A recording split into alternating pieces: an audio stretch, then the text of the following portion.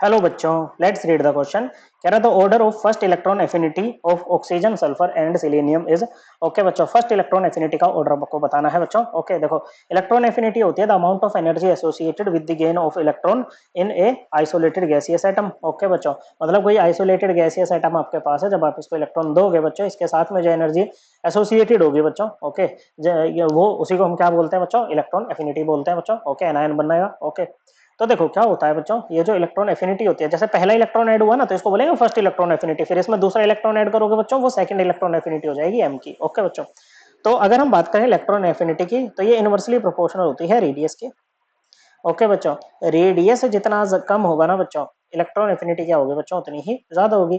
अब देखो ये ना तीनों एलिमेंट ग्रुप 16 के हैं। ओके बच्चों, ऑक्सीजन है, सल्फर है उसके नीचे, और उसके नीचे सिलेनियम बच्चों। अब डाउन द ग्रुप जब हम मूव करते हैं तो रेडियस पे क्या फर्क पड़ता है बच्चों, डाउन द ग्रुप, क्योंकि हर स्टेप पे एक नया शेल ऐड हो रहा है, तो रेडियस क्या करेगा बच्चों, रेडियस इंक्रीज करेगा।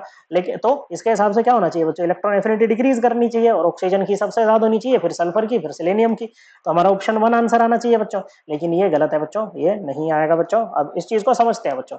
देखो ऑक्सीजन की अगर बात करें तो इसकी वैलेंस शेल कॉन्फ़िगरेशन होती है 2s2 2p4, और सल्फर की होती है बच्चों 2s2 2p, नहीं 3s2 3p4।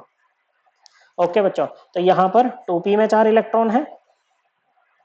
ओके बच्चों, और यहाँ पर क्या है बच्चों, 3p में 4 इलेक्ट्रॉन है। कितने हैं बच्चों, 3p में 4 इलेक्ट्रॉन है। अब देखो क्या होता है बच्चों कि इलेक्ट्रॉन डेंसिटी कहाँ पर ज्यादा है बच्चों, 2p में ज्यादा है बच्चों, क्योंकि 4 इलेक्ट्रॉन कम स्पेस में, यहाँ पर 4 इलेक्ट्रॉन उसमें है बच्चों, ज्यादा स्पेस में है बच्चों। देखो साइज की अगर बात करें ना, तो 3p का ज्यादा होता है 2p से।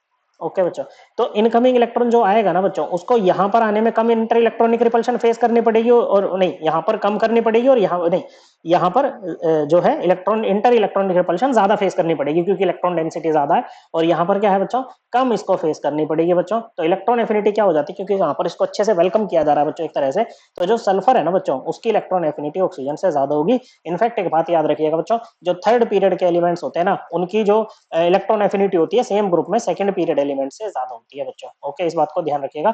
जैसे अगर हम ग्रुप 17 की बात करें तो क्लोरीन की ज्यादा होती है फ्लोरीन से, उसके बाद आपका ब्रोमीन और आयोडीन आते हैं बच्चों। ओके, फिर आपका साइज वाला फैक्टर ही आ जाता है।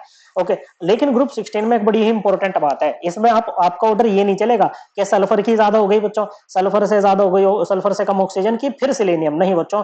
ग्रुप 16 में ध्यान रखना है बच्चों कि ऑक्सीजन की इलेक्ट्रॉन एफिनिटी सबसे कम होती है बच्चों। ओके, मतलब टेलुरियम से कम होती है बच्चों। इसका जो ग्रुप 16 में अगर हम पोलोनियम, तो आपका क्या होता है बच्चों, ये आपका वो होता है बच्चों, रेडियो एक्टिव होता है, तो इसकी तो बात ही नहीं करनी। ओके, तो अगर इसमें इलेक्ट्रॉन एफिनिटी का ऑर्डर लगाएंगे ना बच्चों, तो सबसे ज्यादा होगी सल्फर की, सल्फर से कम सिलेनियम की, सिलेनियम से कम टेलुरियम की, और सबसे पीछे रह जाता है इसमें ऑक्सीजन। इस चीज को हम हमेशा याद रखेंगे बच्चों। ओके बच्चों, इसमें ये फ्लोरीन की तरह बच्चों इसका साइज वाला फैक्टर डोमिनेट नहीं कर पाता है बच्चों। ओके, तो हमारा ऑर्डर क्या बन जाएगा बच्चों, हमारा बनेगा सल्फर की सबसे ज्यादा, फिर सिलेनियम, सबसे पीछे रह जाएगा oxygen. Correct answer option 2। I hope आपको एकदम क्लियर हो गया होगा। थैंक यू बच्चों।